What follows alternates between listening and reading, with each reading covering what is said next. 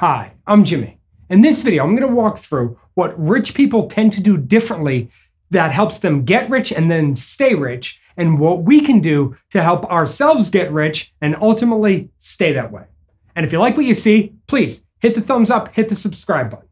Okay, so how are we defining rich and how do we ultimately get there? Well, I'm defining being rich as having enough income and capital to support each of our own lifestyles without having to keep a typical 9-to-5 job.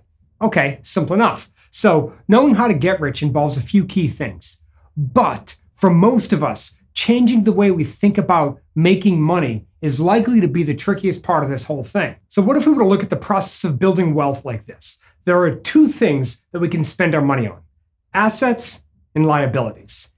Everything on the liability side are those expenses that don't generate any revenue for us. So we need to buy food or clothes or a car or maybe a new iPhone, things along those lines. Now, some would argue that a car might belong on the asset side, but unless we're renting that out to somebody and that is bringing in revenue for us, we're going to keep it as a liability on the expense side. Then on the asset side, well, this is all the things that helps us build our wealth. So it could be buying stocks or bonds or ETFs or real estate, anything along those lines. So the key, and this is the most important part of all of this for us to do, and that is we need to figure out how to spend less money over there and more money over here. Okay, so here's a quick scenario.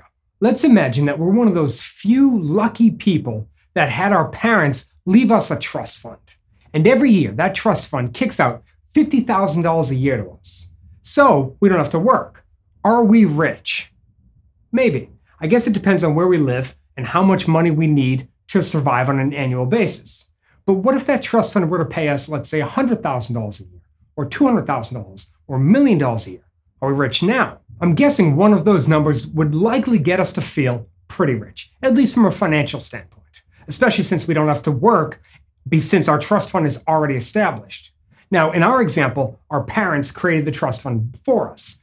But what if we wanted to create our own version of our own trust fund that could one day fund our own lifestyles? Maybe we could leave it to our kids. Well, that's what this is. This is our own version of a trust fund. Now, I just want to point out that I think it's important that we notice that I didn't say, imagine we had $1 million in our bank account or 2 million or 10 million. Instead, we're focusing on how we can set ourselves up to generate plenty of income and capital without needing a typical 9-to-5 job.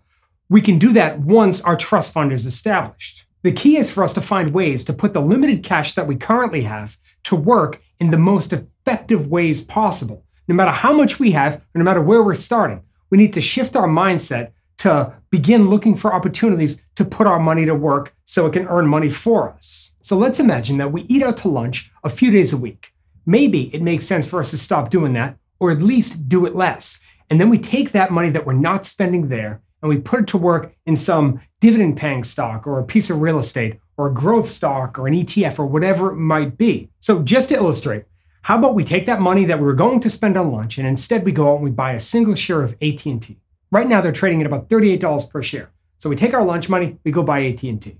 Maybe we got a little extra cash lying around, so we buy a company like Con Ed, which is a utility company, or a paint company like Sherwin-Williams. Well, maybe we go ahead and we try to buy one share of each of those. The beautiful part about today's day and age is that we could buy a single share. We could buy a partial share. We could take $20 we would have put into an expense on the liability side. We could put it to work right away. The point is, if we shift our mindset to constantly be looking for opportunities to get that money to work right now as fast as we can, the better off we're going to be. So assuming we've done our research, how many shares of AT&T could we buy each week? Could we buy 1, 2, 5, 10? How many shares of Con Ed? How many shares of Sherwin-Williams? How about a company like Apple? How many shares of that could we buy each week? Well, let's pretend that we had started doing this, let's say 10 years ago, and we only had a few $1,000s to kick off the whole process with. Maybe we had $4,000, maybe more, maybe less, maybe none. Either way, the point is to start investing as soon as possible. Look for opportunities. We have to go out and buy, let's say, a new shirt. That shirt's maybe $50 or $100. Well, we're not going to spend $100. We decide not to spend $100. We're going to spend $50 instead. We're going to put the other $50. We're going to go buy a share of a stock or a bond or a piece of a real estate investment trust, whatever it might be. So what if we were able to put, let's say, $50 a week into each one of these 4 companies. That's just $7.15 per day. Well, right now, assuming that we had reinvested that money, all the dividends that they brought in, we reinvested into the shares. Right now, we'd be collecting more than $6,000 in dividends each year. And that's just dividends. That's not even accounting for the fact that our portfolio would be almost $300,000 today. And perhaps we could use some of that $6,000 in dividends we're collecting to pay some of our necessary expenses. The other advantage to this type of thing is that because we've held many of these shares for a long time, these dividends are often qualified dividends. And as of 2019, many qualified dividends up to a certain amount, you don't have to pay any taxes on. And even the ones you do have to pay taxes on, it's a very low tax rate relative to what we would typically be taxed at our company or at our job or whatever it might be. Another advantage I'm sure we're all aware of is that once we have some money, more opportunities are likely to come our way. Maybe we're sitting on this $300,000 portfolio and we get an opportunity to flip a real estate property.